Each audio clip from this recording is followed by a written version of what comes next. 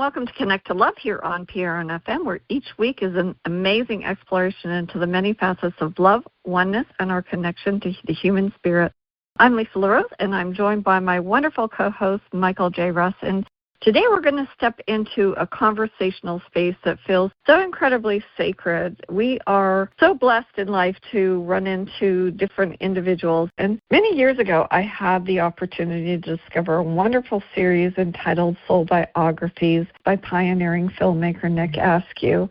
And what made these soul biographies so captivating was that they were short, black and white, 7-minute glimpses that were created with the intention of capturing the soul of humanity. Nick used his film camera as if he were capturing a close-up portrait with the hopes that we might see ourselves reflected in each other, or as he put it, so that we might remember that we all belong to each other, that we're all connected. And one of the people that Nick featured in his soul biographies was a gentleman named David Roche. As a child, David was facially disfigured, and since he wanted to feel normal, he learned to be charming and have a sense of humor. David said that he was used to living in a world of double-take stares and averted glances. He said that they were constant reminders that he was different, but he also said that it usually only lasted for the first 5 or 10 minutes, and then it was gone. David did a one-man show during his life, and before he went on stage, he would feel the love that was waiting for him and would send it out because he felt so much love for himself. He believes that we all tend to be judged by that first stare, and in the soul biography, Nick proposed the idea that perhaps it's our fear that we are separate that compels us to hide what we believe to be imperfect. And I recall being so inspired by David's perspective on life, but hadn't thought about him for years until today when I received the email from Nick that shared the news of David's passing. And it's interesting because David was such an amazing and unique individual and had such a positive perspective on life. David was really so inspired by life. He had a spirit of beauty. He was a teacher, an author, and a storyteller. And it's interesting when individuals that, when they transition from the physical plane, I think we are gifted with so many messages and so many teachings. And one of the ones that really inspired me was that he said that perhaps true beauty is something that draws our attention at second glance once the judgment of the first glance has realized its mistake. And so I shared this video and I shared the information about David, and Michael said, I'd love to do this show. And I think that it's just going to be a wonderful exploration. So Michael, I want to welcome you, and I'm so excited to really explore the distinction between the first and second glance and how it changes everything, because I think the first glance when we give somebody, it's a reflex, it's an automatic condition, but that second glance, when we take a second look at something, it's an act of a conscious choice, and it's almost like a soul-level recognition. And I think that when we are able to tune into that, and that's really the essence of who we are. And that's what I have said so many times over the last few weeks, that all we're looking for is to be seen. People have different challenges in their lives. They want to be seen and they want to be loved. So I'd love to hear your thoughts, Michael, and see where this conversation goes, because it's a big one. Yes, I agree. Thank you so much. I love being here every week on our podcast, Connect to Love. This is the perfect topic. Really fits in well with this podcast is really all about.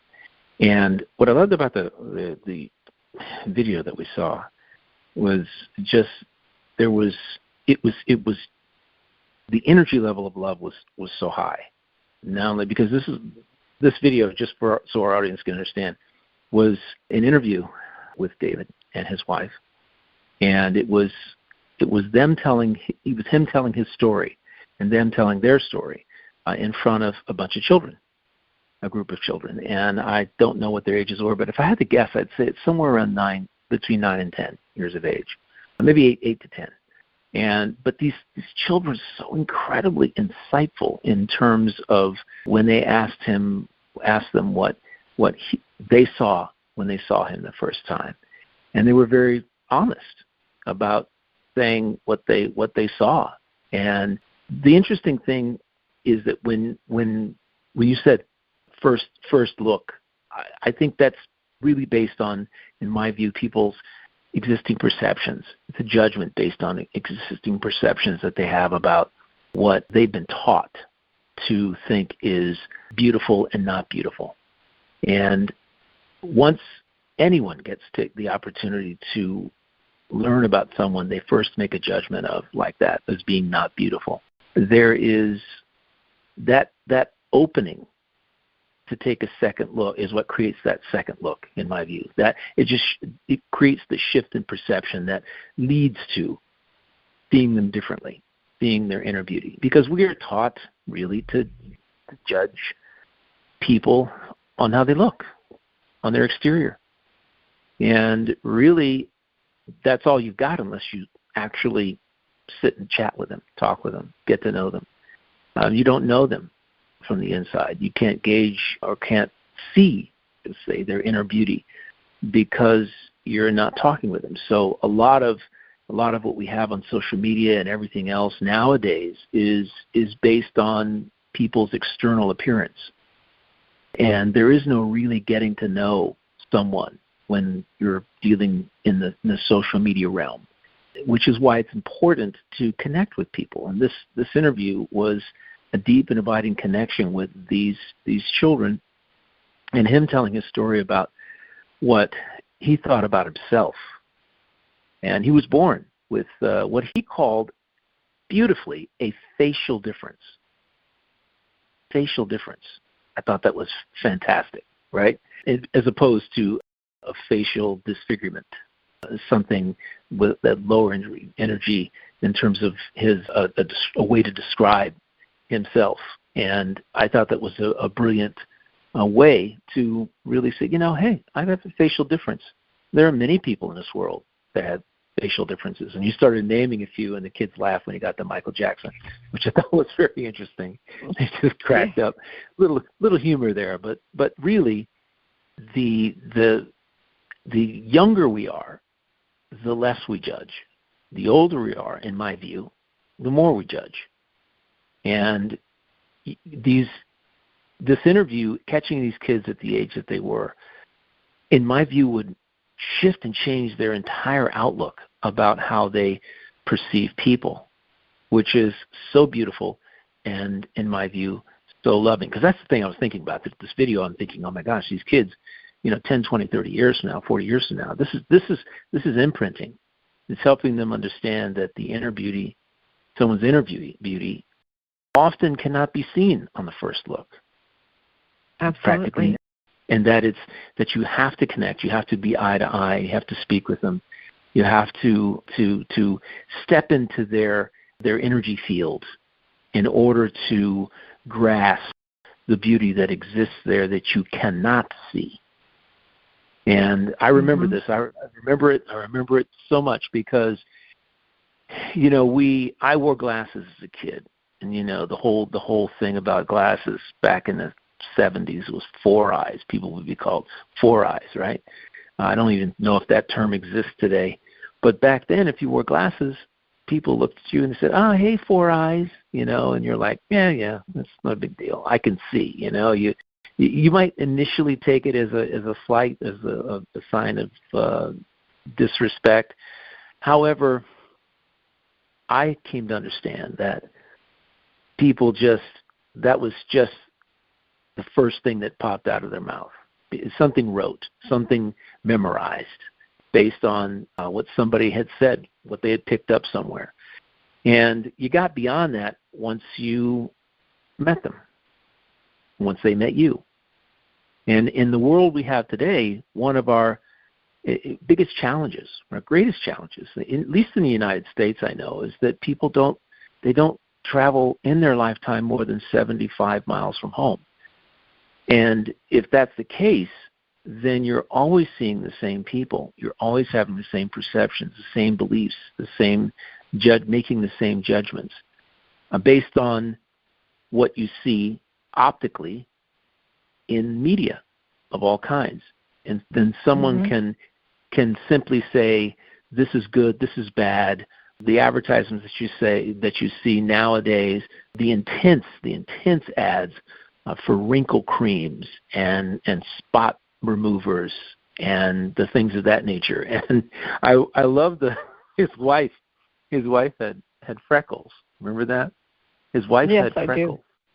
His wife had freckles, and she described how she thought freckles were a really bad thing, really ugly thing, because people would comment on her freckles. So she'd go out in the sun, and the more sun she got, the darker her freckles got. And then she tried to get some sort of cream, and the cream reacted with her skin, and then her freckles turned red. And I was like, they turned splotchy. Your face, the skin texture became splotchy, and then it was just one big mess. And this is because, as if we don't know already, we judge ourselves initially based on what our external world thinks about us. And the shift, I call it the shift, occurs in our life when we discover that our external world has no power to judge us unless we allow that judgment to occur, and then we take it on as our own, and we begin to believe it and perceive our life through that belief. And so I loved that she just came to grips with her. She just simply accepted that she had freckles, right? And as our carrying that whole idea in our energy field of I don't like the way I look because I have freckles, once you shift that perception of yourself, that belief about yourself, other people really, they don't care. They won't see it because we attract what we resonate. And if we resonate the flaws that we believe that we have, we put that out into our energy field, people will pick up on it, and we will resonate. That it will be resonated right back to us. It will mirror right back to us. People will comment on it. You'll bring people into your life who will comment on it. Otherwise, you know what? Again, nobody cares, right? Right. And so it was such a beautiful video. It was such a poignant message in that when we have to be very cognizant or cautious of when we see someone who might look differently than anybody else that we know, that a judgment of them is misplaced because we're looking at the surface and not inside. It's like you're judging the book by its cover, and instead of reading the book and finding out the joy, the love, and all of those positive feelings that can come from reading the book, you're just looking at the cover going, I don't like that. Right? Or this looks interesting, but I don't know about that. I'll wait till later. The biggest thing nowadays, I guess, is what I said, is that we have to, and this is what this video really, really kind of put forth to me, is that we have to look beyond our first glance and dig deeper and get to know whomever it is, and understand that there is always real beauty beneath, always real beauty beneath the surface. And it's up to us to ferret it out, to connect and to discover that beauty, because it's going to be, we each have an individual, as individuals, we have our own individual beauty. And it is who we are. It's our essence, it's our authenticity, right? So that's kind of, my take on the video, and I thank you for asking. Yeah. Yeah, no, I think David was somebody that was very magnetic in his presence. His wife described, and she shared that before she ever saw his face, she heard his voice across the curtain. They were doing a volunteer massage class. And she fell in love with his voice, the essence, the kindness. She said she was listening to him speak, and it was the kindness and his depth and what he was saying. And then she was imagining, she said, somebody that was like 6 foot tall and big and dark curly hair. And then she pulled back the curtain, And her automatic first glance startled her, and she walked away. And she said she felt so ashamed for doing that because she hadn't come back for a second glance. And what was so interesting, as a child, he developed this sort of dark spot, and then they did surgeries, and he lost his lower lip, and then they did radiation, and he lost his teeth. And so it was something that he grew into. His mother always said how amazing he was, how smart he was, how intelligent he was, and she said, you can be anything you want to be. His grandmother said, as you said, Michael, hold your head up high. She instilled that confidence in him, and I don't know if you remember him saying, when people see someone who's disfigured, and he said, I'm able to be myself, it seems like a miracle to them. People who look like me aren't supposed to be confident and comfortable in their own skin. And I think that it really resonated with me, and I know it resonated with the children because they felt it. You looked at the expressions on their faces, and you could feel it. And one of the children stood up, and she said, when I first saw you, I felt sorry for you.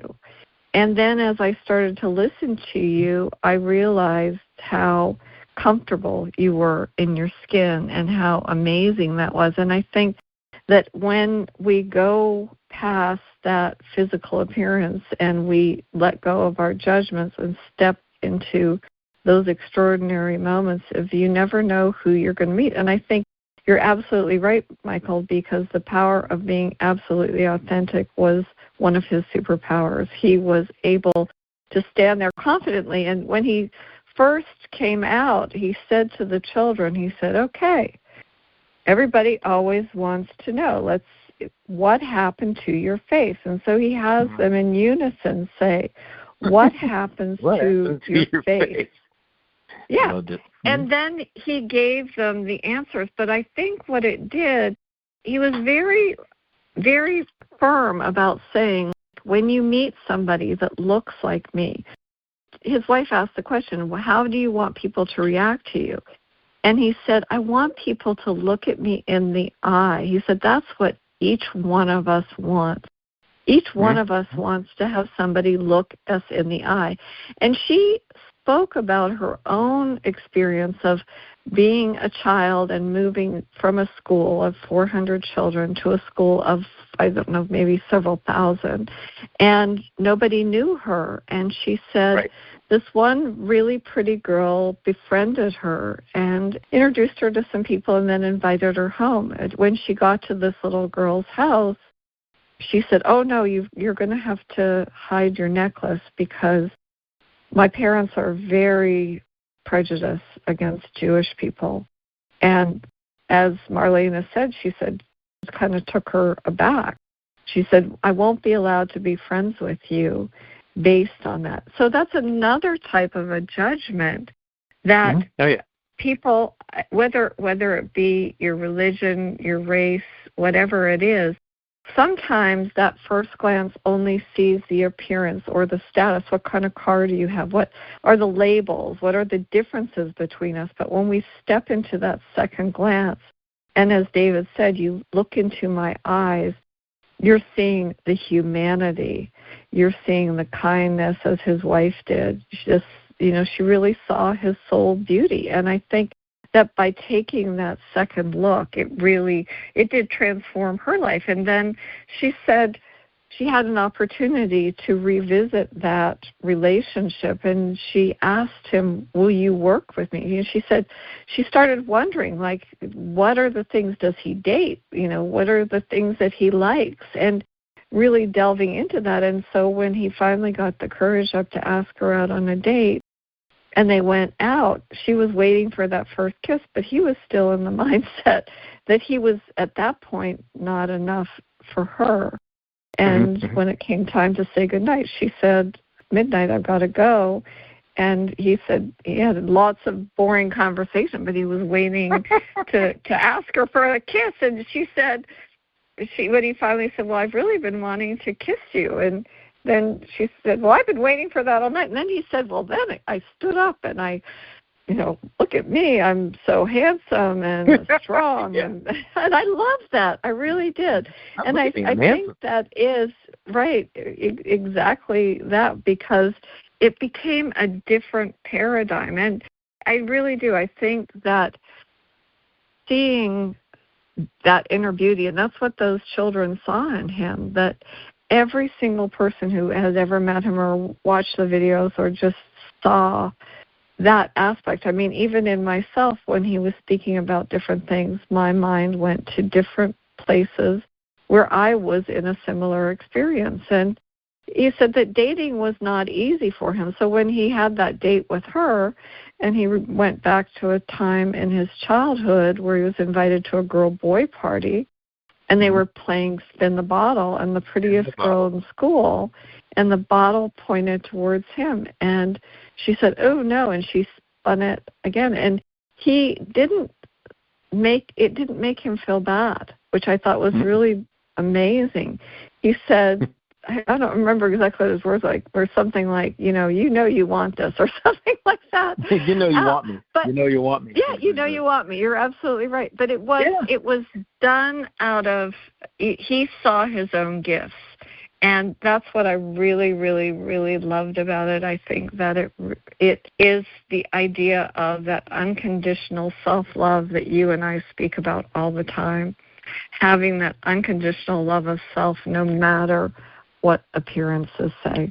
And I think it was just beautiful. I was absolutely. Anybody who watches the video will understand.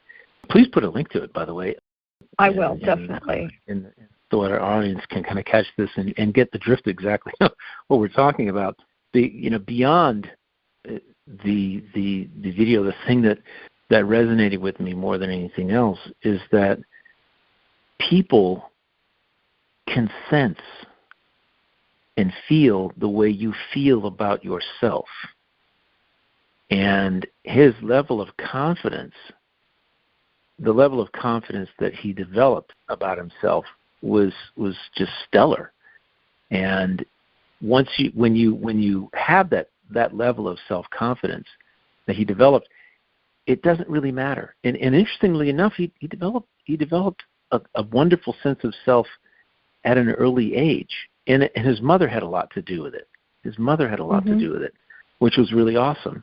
And because, she's his mother, of course. However, if his mother had felt sorry for him, then that would have made it much more challenging, in my view, for him to move forward. But she was pretty much there and into it and said, you can be anything that you want to be.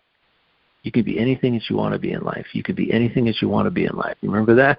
It's like you can be anything that you want to be in life. Yep, and right? I know your mother said the same thing to you, and that's what my mother always said to me too. She always said, you can do whatever you want to do, and I know you were blessed with a mother that was the same. Mm-hmm. Yeah, I moved every couple of years just like you did, and I went to 4 elementary schools and 3 high schools, and every time I walked in the door, I had to kind of feel my way around, right, to see, because in bigger schools you got cliques, in smaller schools you depend more on each other. When I was overseas in the Philippines, in Taiwan we had a small school, and small presence as far as Americans. In the Philippines, the school was much bigger. The base was bigger in the 60s, and there were more kids at the elementary school. And it was beautiful because back in those days, all you had was each other. You didn't have anything to keep you busy. There were no video games. If you wanted to have any fun, you needed to go make friends and go do pickup baseball games and pick up football games, flag football, tackle football, whatever it was, pick up basketball. You had to get out and meet people, meet kids on their own, in their own turf or wherever they were. In school, in a basketball court, you go up, you stand there, and you ask if you can play. You just have to be forward like that. That's the only way. Otherwise, you just sit out on the bench, and you'll never get into the game. And same thing with everything else. We used to have pick-up football games behind the house. There was a green space, And everybody in the neighborhood would come together, and we just do whatever. Nobody judged each other. Nobody said, hey, you're this or you're that. We had black kids, Asian kids, white kids, Mexican kids, and everybody just saw everybody for who they were, which is really awesome. Now, going from a school that had 365 kids from kindergarten to 12th grade senior to a school that had 3,500 in upstate New York, that was a totally different experience. That was the largest school I'd ever gone to. And that was my second high school. And it was, again, you walk in the door, and it was in Rome, New York, which is that city was predominantly Italian. And my brother and I came in. My sister went to a different school than us, but we came into high school, and we were, we hooked up with some other kids, and I found something new. I had started playing drums when I was 7. There's an equalizer. Everybody loves music, and everybody wants to be somebody else. I mean, when you're young, you want to be someone else, right? So when I was playing the drum, that was being a musician. That opened doors like immediately. People were like, "Oh, wow, really? You do that?" And then saw me, heard me play, whatever, and it was, at that particular point, you can have all the friends that you really want. The interesting thing is which ones are really friends, and which ones are just hangers-on because you're doing something that they admire. And what I coming back to David, the beautiful thing about his life and his experience is how he embraced himself. He embraced his difference. The difference, and we all have differences. Sometimes you can't see them. We all have differences. We're all different from one another in one way or the other, experientially or physically or in some other way, mentally. And coming together as you're, getting to know yourself, let's say, and getting to know your strengths. And to me, it always comes back to that. You build confidence from what you first see as weakness. You build confidence from there. You build it up. Instead of saying, this is a deficit, it's not a deficit. It's actually a plus. It's a positive for you. And I love the way that he saw that as being a positive for him. Hey, listen, he wasn't going to change, right? It's either get to love you or not have a really great life, because I'm sure his wife wouldn't have been half as interested in him if he hadn't had such a wonderful personality, demeanor, a sense of love. Like you said, when he was behind the curtain, the way that he spoke caught her ear, and at that time in her life, she'd never heard anything like that before. And she was like, wow. And then she went on the other side of the curtain and, of course, had that reaction that, in my view, like I said earlier, is pretty commonplace. Your first glance with anyone, you don't even have to have any difference in the way that you look. It's just sometimes it can just be it's just the physicality, right? The physical aspect of someone can set you off. Somebody maybe doesn't have an arm, doesn't have a wrist, a hand, there's nothing past the elbow or one leg. I mean, there's all kinds of things that can initially take you to a place of judgment. However, the beautiful thing about his wife and many people I know who experience this second glance and really find the treasure in the second glance. That's what I like to call it, is the treasure. You find the beauty, the treasure, the gold, the riches in the second glance, and the conversation that ensues. If we just teach ourselves that there is richness in everyone, and that initially, whatever your initial response is, reaction, she reacted based on experiential wisdom. She had never seen anything like that before. And that is quite normal. We have to say that because we only know what we know, right? We don't know anything else. We have to grow and learn and evolve and transform through life experience. And that's what she did. And I love that about it. She was a pretty remarkable woman, and she is a pretty remarkable woman on her own, because she said when she introduced him to her parents, she called up and she said, "Hey, Mom and Dad, I met the most amazing man." And she started, and he's caring and he's loving. And she said, "Oh, and he has a facial disfigurement." She just like, and the grass is green. Yeah, no big deal. And then she went on to share that when her parents met him for the first time, they reacted the way that she had the very first time. But then as they got to know him, I don't even think she probably got to the point where she didn't even notice it anymore. And one of the children, you could see all of the children were just riveted by him and by her, both of them. And I think there were so many teachable moments in that interaction. But the one child's observation just, oh my gosh, he said, "I think you actually accept that you're beautiful more than people who don't have a face disorder." And I was like, boom, drop the mic, right? Yeah, bingo. I'm like, what a remarkable insight, because really, it was so profound, because beauty isn't something that we possess.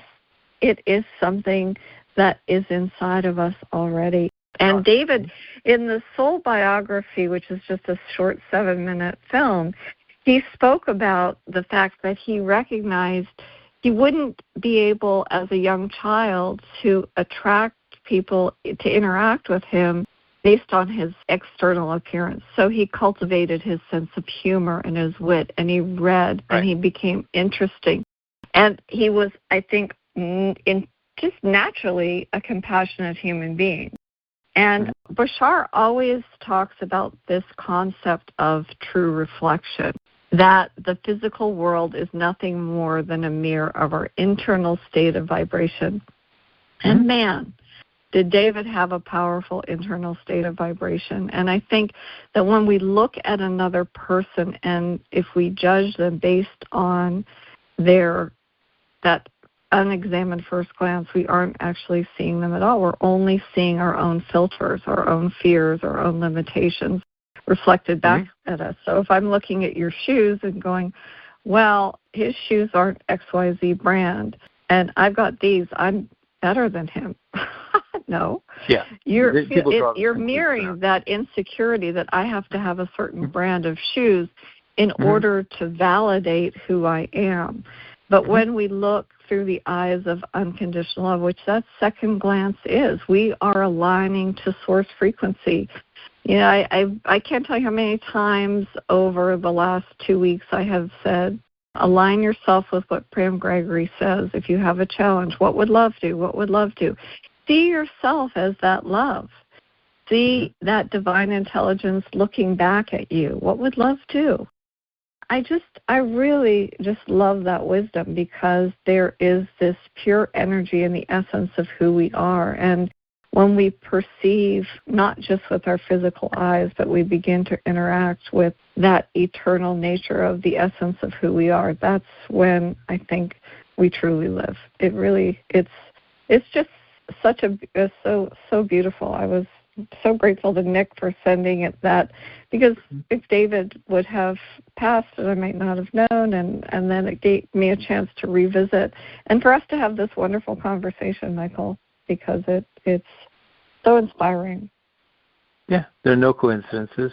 It's a topic, in my view, that is completely and totally relevant nowadays, because we're bombarded by messages of, you're not worthy, you're not enough unless you look at this, if you've got this wrinkle, that wrinkle, something that is completely innate genetically to you, you're trying to alter it because you don't feel that it's perfect. Everybody's wanting to be perfect when, we well know that there is no such thing as perfection. It's just simply, it's a concept that is created in order to sell you stuff, in order for you to not feel so good about yourself. So you'll go out and seek every possibility that's out there for feeling better, when it's not external. Your beauty doesn't come from anything external. Your worthiness is not going to come from anything external. True worthiness, your authenticity isn't going to come from anything external in your life, that would be hollow, especially in light of the fact that you're creating the reality that you're experiencing, and it's a self-perpetuating hamster wheel, right? It's you, you're just running in place, looking for something in the wrong place. And I know, and you know, as we travel, we've had to and gone to, lived in many different places. People always tell me, "Oh, wasn't that hard? Wasn't that hard to do that? Wasn't that?" I could never leave. And there were parents who never took their kids out of the same school. Their father went away for a year or two and left the kids in school. And I'm going like, I don't know. Let me see. Would you rather have your father around, or would you rather be in the same place? I personally preferred to have my dad around, or mother, because mothers are in the military and travel and have occupations like that as well. It's not just men. So, I'd rather have the family. My dad wanted his family to stay together and to have the family create the places we went, create the experiences, to expose us to these different peoples and the like. And, I don't know, I think I might have told this story before, but when we were in Taiwan, I'm African American, and so when we went to Taiwan in the mid-'60s, we went to a small little, I don't know how big the place was. I do not remember. It was more like a village where they had the Air Force Base. It wasn't really that big, but the Chinese people at that particular time had never seen anybody that wasn't like them. Nobody. Mm-hmm. They hadn't seen anybody with dark skin except on television. And so when we would go into the little small town that was there or drive through it or stop to get something, we'd get a crowd around us. We'd get a crowd of Chinese people around us of all different ages. And even the adults, they're like touching us and laughing and wondering, does that come off? That was really what they were thinking. They didn't speak English. However, it was, the touching and the giggling, and my mother said, just don't let it bother you. The fact is, they've never seen anybody like you before. So please keep in mind that the way that you react is the way that they're going to think anybody else in the future that they see like you is going to react when they come in contact with them. And I said, right. Oh, okay, cool. So just laugh. Just laugh. You know what's interesting, Michael, is you have such a beautiful smile. You have a big, beautiful smile. Your brother and your sister. I grew into it. No, but you know what? It's interesting because it is such a powerful part of your persona that when you smile, it lights up a room. And I'm sure that was part of it too, because it's maybe a little bit more of this is just my view, you could tell me if I'm wrong, but more of a conservative, timid culture and shyer back then. I mean, things have evolved since then, but I even know when we traveled as children, traveling to different places, that things that we were very different, based on lots of different things that we wore or just the way that we talked. You're Canadian, that's such a funny way to talk. Yeah, exactly. It is. And I just think that as you kind of step out into this world, there are different things that make us so unique. And David had said something about, and I don't know if you remember this, about being bullied. One of the children had asked him, did he ever get in fights because of the way that he looked? Yeah. And he said, yes, that he had, and he found himself at one point, he's very honest about it, that he found himself being the bully and being that bully, but he caught himself doing that. I think he recognized that a lot of those individuals that were creating that for him were disfigured on the inside. And he said, I really consider this a gift because I would rather have the disfigurement on the outside where everybody can see it rather than having it be on the inside. Yeah. And he said, some people may not see that as a gift. It's not like a present. You up and go, oh, my goodness, I'm so glad this is here. It was something that he recognized had allowed him to become the soul that he was meant to be on this planet and share his gifts with so many people. So true, so true. I do remember that. Yeah, he was, he had become what he was compensating. He was compensating for the way his self-concept had not developed fully at that particular point in time, and he was acting out. And what's interesting about it is the awareness, how fast the awareness came, the self-awareness of what he was doing, and that he quickly recognized that that's not who he was. Mm-hmm.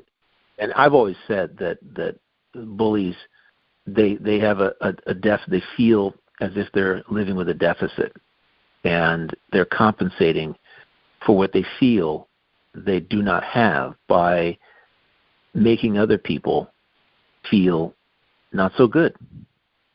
And that somehow energizes them. And for the person who's being bullied, it's a function of understanding and not judging that person, but in not feeling sorry for them, but simply understanding that there are other factors that are at work with them. You don't know where their family life is. They don't know what their experiences have been up to that particular point, and they're just lashing out, looking for love, right? Looking for love. Mm-hmm. And so it was so wonderful to see how quickly he transformed. He evolved beyond that, and where it led him was a place that absolutely everybody I know wants to be. Right? Everybody wants to have that loving relationship, feel good about themselves, love their life, and believe that their value is right up there. And something we mentioned earlier about putting somebody above you or below you. I told my friend in South Africa, I think it was last week, I said, please understand, it doesn't matter where you are, what you have, just do yourself a favor. The kids that are coming there, room and board, their parents have money and all that kind of stuff, that does not in any way put them above you, and don't see them as being at a level higher than you, and don't see anybody who has less than you as being at a lower level than you. We are all on the same level. We're all growing. It's not about what you see on the outside. It's about what you see on the inside. And so you have this kid, he's 23, he's not a kid really, he's 23, has such a wonderful disposition. He has a warm smile, a great personality, and I recognized that the minute that I met him. And I can recognize that with people. I don't know, maybe it's a gift that I can sense the good in people, the love in people. That that smile that I have today was as I said earlier, a bunch of teeth in my mouth way back when I was 7. They were really large, and I need to really kind of grow into those teeth. And I'm happy that I have. And I can't say honestly that I've been totally happy about my smile or my teeth over my entire lifetime. It wasn't like, these are fantastic, I love these. We all continue to evolve based on our experiences, and I've done just the same as you, and just as the same as we were all doing. And I truly believe in my heart that my mother was looking for signs of things that lit me up, and discovered that one of playing music, or being in percussion. I've always got percussion going on in my head and in my arms and my hands and my fingers and my feet. And we all have something that's special. And in my view, David's special was what he had going on the inside, his own self-confidence, his being personality, the fact that he loved life and he didn't see himself as being deficient, and that he had the ability and developed it and worked on it with intention to communicate with absolutely anyone. And I know people who see themselves as fashion models that fall short of being able to communicate with people, because they've worked on the outside, and they derive their identity from the outside, their value from outside of themselves and their external world from other people. And you sit down, can you have a conversation? I'd like to say, I'd like to know a little about millions of things rather than knowing a whole lot about a handful of things. Mm-hmm. We got a big wide world out there, and as my girlfriend would tell you, communicating with people is really about connecting with them on whatever level you're on at the time. You know, I don't watch a lot of sports, and my girlfriend's always surprised when I'm sitting at a bar watching something, and somebody I don't know sitting next to me, and they talk about something, and something just comes out, a statistic or something that just all of a sudden they go, yeah, that's right. You know, I'm going, and Sandy looks at me like dumbfounded, like, where did that come from? Because I'm going, how did you know that? Where did you find that out? And I'm like, yeah, well, somehow I'm like a I don't know what to call it. I absorb. Like I'm like a sponge. Mm-hmm. And I hear things. I might read a little line about something. It goes by my eyes, into my brain, out the backside, you know. But at some particular point, it becomes something that allows me to connect with another person. And that's always that. I'm always alert to that. And I loved how David moved through his life being able to connect with absolutely anyone because of his own self-confidence and understanding that his look was not a deficit. It was actually a benefit. Technically, it brought people to him, and it brought people to him that he could connect with. You know, it wasn't like people staying away. People came to him, right? They might have had goofy questions. They might have had questions that he might have thought at the moment. I mean, he was way past that this is an inappropriate question time in his life. It was like, I'd heard that before. Absolutely. But, you know, but he could dazzle them with his personality and his love of self. He could dazzle people with that power that he had within him that we all really want to develop. It's something that nowadays it's like it's a superpower. He tapped into his superpower, and that carried him through. I totally agree with you.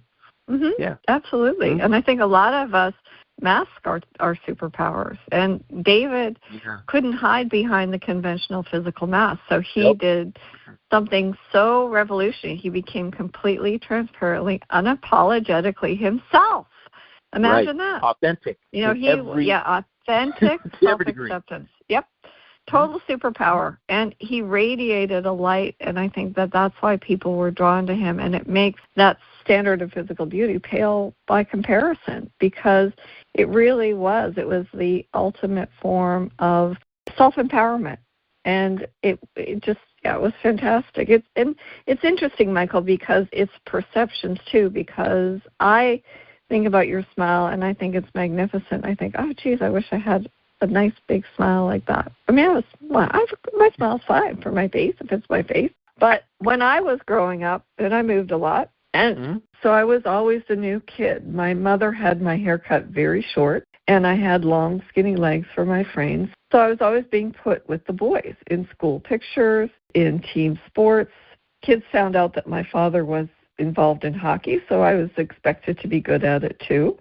And the kids teased me and bullied me. There was nothing at any of the schools that I moved to that other kids hadn't said. And I'd heard it before. Tell me something new. Come up with something original. But it taught me to be resilient. And I'm grateful for my long, skinny legs. They have carried me many places. I became a hurdler in high school. I used them to climb mountains, and they still carry me where I need to go today. And that's sort of the way that he was, too. I think that he was so comfortable in his own skin that he invited everybody to drop their shields and love themselves, too. And I think at the end of that whole speech that he gave, the children I think they all wanted to go up and hug him. Because I think in each one, I looked at their eyes, and I think in each one of them, they saw an aspect of their own truth and their own perceived shortcomings, I guess is the word. I don't know what it is, or vulnerabilities, or the need to be seen and be authentic. And it gave them hope. It gave them that light that they wanted to strive towards. And I really loved it. It was like Ho'oponopono on steroids for me. Really. That's a good point. That's a very good point. Yeah. Mm-hmm. Yeah, it was definitely that. I mean, he got to the point where he didn't allow others to tell him how he should be. And that's, he tapped into his own authenticity. We all have it. We all have our authentic self. We just have to shed the layers of paint that we've been layering on top of ourselves for, years and years and years. And I think I mentioned that example before, but that's really what we do. We cover ourselves up, and we put a mask on. And that's how we engage with other people, because we think that is the way that they want us to be. And it's your freedom, as I was listening to the gentleman today, Darius Wright. Freedom comes from self-love. Freedom comes from self-love and forgiveness. Mm-hmm. When you love yourself and you forgive yourself on every day for whatever it is that you do that might be out there, something different. You might think, oh, well, I shouldn't have done that. No, it is what it is. You've done it. The fact is you've become aware of the fact that you've done something, and you know now not to do that next time, or you know now to do more of that next time. That's really what it's about, right? So the freedom that you get, freedom in life is being who you are. Your authenticity gives you absolute and total freedom from everything. Right. If you think about that, that's a real powerful thing. I mean, really, and empowering. Mm-hmm. Yeah, because you can shed what everybody thinks about you. You don't care. Like I'm at the point in my life. I mean, Lord knows, 6.8 decades. I don't really care what people think. I know who I am. I know, and if I dress a certain way or whatever, it's for me. It's not for other people. They might compliment me on because they like my authenticity or like what I'm wearing. But bottom line is, I feel good about me, and I curate like a dandy curates. That's awesome. Yeah, that's really, and that's the beauty of it. My girlfriend said, I've got two formal shirts. 2 formal shirts that I'm going to pick up, French cuff formal shirts that I just took to the laundry. And she said, what are you going to do with them? You're going to take your tuxedo on this trip? I said, no. I might wear it with a pair of jeans. Oh, that's awesome. I wear love a formal shirt with a pair of jeans and cuffs, and put a blazer on and a pair of, loafers. I mean, the fun thing, if I love it, that's all that counts. If I love it, you'll radiate that, absolutely. And Michael, it's interesting when you said that. It made me think of that whole love at first sight. Like, you see those shirts, they makes you fall in love with them, but then you take that second glance and you put them on, and it just transforms everything. And I think that's really the heart of this conversation, because so many of us spend our lives judging ourselves on that first glance. That you can only wear that shirt if you wear these type of pants or this jacket. No, but the tuxedo shirt, it only goes with that. But you are able, you have the confidence to shine no matter what you pair it with. And I think so many of us see our flaws or judge ourselves for our mistakes or embrace our insecurities or go back to those regrets. But if we really, truly give ourselves that second glance, what can we discover? And that, for me, was part of the inspiration from this episode, because there was courage and resilience and wisdom and beauty and love, lots of love. Not just from his wife, not just from the audience of children. It was love of himself, and that was really such a gift. That was really one of the greatest gifts. It was him helping other people see themselves differently and just really, truly live their lives and embrace that loving perspective. I just thought it was fabulous. I agree. When you're deeply connected, this is something that came to me. When you're deeply connected to your authentic self, nothing can touch you. Nothing can harm you. Nothing can shake you. You are unshakable completely. And he was somebody that was unshakable. That's the point he brought himself to. And evidently very early in life. It wasn't something that he just got, that he discovered in the last 10 years. I mean, it was something that when he was the realization of the power that he actually had within him once he got over what other people thought about him. There's a lot of time wasted. There's a lot of energy wasted and feelings wasted, responses and reactions wasted by, focusing on what your external world thinks about you. And that's a shame. It's just something that when you get beyond it, you're a very, very, you tap into it, and all of a sudden you start seeing the wonder in you. You start seeing the beauty in you. You start seeing the special gifts that you have and the talents that you have and how you are different than other people, not better than them, but just how different and unique you are yourself. Once you connect with that, beautiful. The strength that gives you, that it empowers you with, is nothing that anybody can take away. It is all you.